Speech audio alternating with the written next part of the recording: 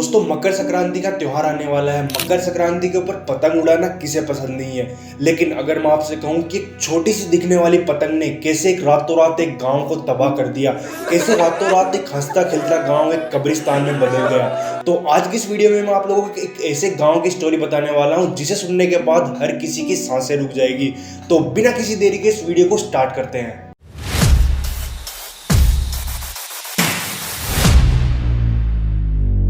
तो आज की जो ये रियल हॉरर स्टोरी है वो हमें हर्षित ने बताई है। तो आज की इस वीडियो में मैं आपको ये स्टोरी सिर्फ नरेट करके बताऊंगा। तो ये बात है मेरे बचपन की, जब मेरी उम्र 10-11 साल थी। तो मेरे पापा एक बैंक के अंदर जॉब करते थे, तो उनका ट्रांसफ़र मध्य प्रदेश के एक गांव जिसका नाम था निमला, वहाँ पे हुआ था। तो पूरी फैमिली के साथ हम लोग वहाँ पे शिफ्ट हो गए थे।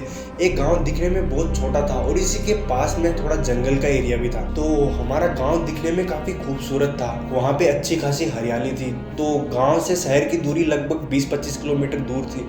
तो गांव के लोग सामान लाने के लिए अक्सर शहर नहीं जाते थे, वो गांव में ही सामान खरीदा करते थे। और मोहन अंकल, जिनकी गांव के अंदर सबसे बड़ी दुकान थी, तो उनकी दुकान पे गांव वालों की ज़रूरत की सारी चीज़ें मिल जाती थी। और वो जैसे त्यौहार आते थे तो उन त्योहारों का भी सामान अपनी दुकान पे रखा करते थे।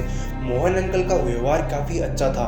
जैसे कोई बच्चा उनकी दुकान पे जाता था तो उन्हें वो चॉकलेट भी दिया करते थे और उन्हें बच्चे बहुत पसंद थे। लेकिन मोहन अंकल एक चीज़ को लेकर काफ़ी परेशान रहा करते थे। उनका खुद का कोई बच्चा नहीं था। बहुत सालों तक मन्नत मांगने के बाद भी उन्हें कोई बच्चा नहीं हुआ था। तो अब मोहन अंकल गांव के बच्चों को अपनी बच्चों की तरह ही समझा करते थे। तो अब मकर संक्रांति का त्यौहार आने वाला था, तो उनकी दुकान पर काफ़ी पतंगें आई थी। तो वो बच्चों को कुछ एक्स्ट्रा पतंग भी दिया करते थे, तो बच्चे लगभग उनकी दुकान से ही पतंग खरीदते थे। तो अब मैं भी मोहन अंकल की दुकान से बहुत सारी पतंगें लेके आया था। तो अगले दिन मैं पतंग उड़ाने के लिए जैसे ही छत पे गया तो सीढ़ियों से मेरा पैर फिसल गया और मैं नीचे गिर गया। तो नीचे गिरते ही मेरे पैर की हड्डी टूट गई। तो पापा ने मुझे शहर के हॉस्पिटल में एडमिट करवाया। तो डॉक्टर ने कहा कि 2 महीने तक आप बेड रेस्ट करना होगा। पर मेरा मन बिल्कुल भी नहीं लगता था। अपने दोस्तों के साथ मैं भी पतंग उड़ाना चाहता था। लेकिन जैसे ही मकर संक्रांति का त्यौहार गया तो उसके 5-7 दिनों बाद ही गांव के बच्चे बीमार होने लगे। तो उन्हें गांव के हॉस्पिटल में एडमिट करवाया गया। लेकिन गांव के हॉस्पिटल में ज़्यादा फैसिलिटी नहीं थी, तो उन्हें शहर के हॉस्पिटल में शिफ्ट कर दिया गया। अब धीरे धीरे उन बच्चों की तबीयत बहुत ज़्यादा बिगड़ने लगी। तो कुछ बच्चों को तो आईसीयू में एडमिट करना पड़ा। अब डॉक्टरों को भी कुछ समझ नहीं आ रहा था कि इतनी ज़्यादा संख्या में एक ही गाँव के बच्चे एक साथ ऐसे बीमार हो गए। अब डॉक्टर ने इससे पहले ऐसी बीमारी कभी नहीं देखी थी। तो अब डॉक्टरों ने उन बच्चों को बचाने की बहुत कोशिश की, लेकिन आईसीयू में एडमिट उन बच्चों ने दम तोड़ दिया।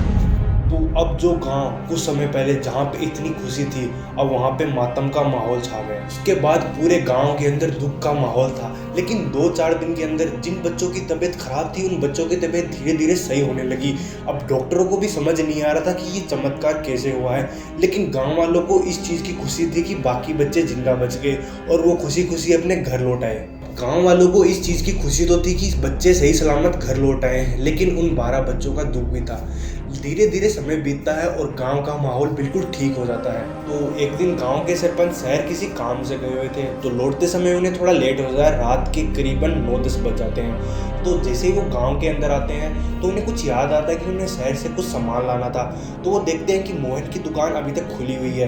तो जैसे वो दुकान की तरफ जाते हैं तो मोहन उस टाइम दुकान बंद करने वाला था।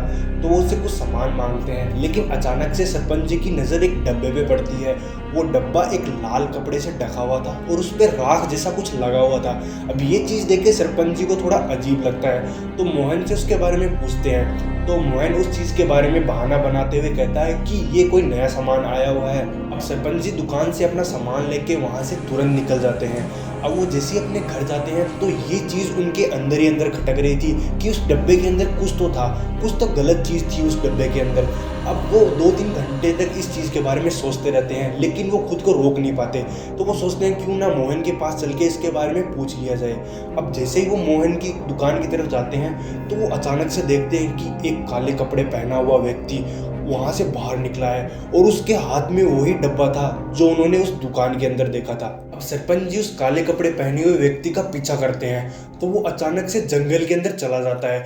तो वो उसके पीछे पीछे जाते रहते हैं। अब जंगल के अंदर बहुत दूर चलने के बाद में वो काले कपड़े पहना हुआ व्यक्ति एक तांत्रिक से मिलता है और जैसे ही अपने चेहरे का मास्क हटाता है तो वो व्यक्ति कोई और नहीं बल्कि मोहन ही था। तो अब ये सब चीज़ें देख के सरपंच जी को बहुत अजीब लगता है कि मोहन जैसा सीधा साधा आदमी इस इस तांत्रिक के पास क्या कर रहा है। तो वो तुरंत ही गांव की तरफ निकल जाते हैं और गांव के अंदर जाके कुछ समझदार लोगों को इस चीज़ के बारे में बताते हैं। तो अब जैसे ही अगले दिन सुबह होती है तो गांव के लोग सरपंच जी के साथ मोहन के घर पहुंच जाते हैं और मोहन को पकड़ के कुर्सी पे बिठाते हैं और मोहन से पूछताछ करने लग जाते हैं कि तू तांत्रिक के पास क्यों जाता है। लेकिन मोहन साफ साफ मना कर देता है कि वो किसी भी तांत्रिक के पास नहीं गया।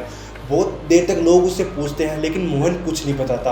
अब लोगों को गुस्सा आ जाता है तो लोग उसे पीटना स्टार्ट कर देते हैं। बहुत ज़्यादा पीटने के बाद मोहन सारी बातें बताता है। तो मोहन ने बताया कि बहुत टाइम से उसके बीवी को बच्चा नहीं हो रहा था। तो गांव के लोग उसकी बीवी को ताना भी मारा करते थे और इस चीज़ से वो बहुत ज़्यादा परेशान हो गया। तो इस चीज़ का इलाज कराने के लिए वो उस तांत्रिक के पास गया था। तो तांत्रिक ने उसे इस चीज़ का इलाज करने के लिए सबसे पहले 12 बच्चों की बलि देने के लिए कहा। अब मोहन उन बच्चों को डायरेक्ट तो किडनैप कर नहीं सकता था, तो उसने उन तांत्रिक से एक जादुई तागा मांगा और उसे अपनी दुकान पे बेचना स्टार्ट कर दिया।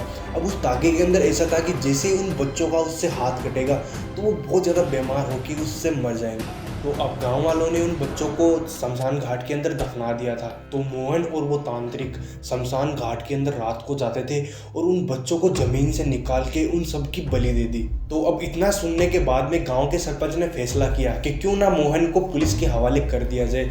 लेकिन गांव के लोग उससे इतना ज़्यादा गुस्सा थे और मोहन को इतनी बुरी तरीके से पीटने लगे कि मोहन ने वहीं पे दम तोड़ दिया।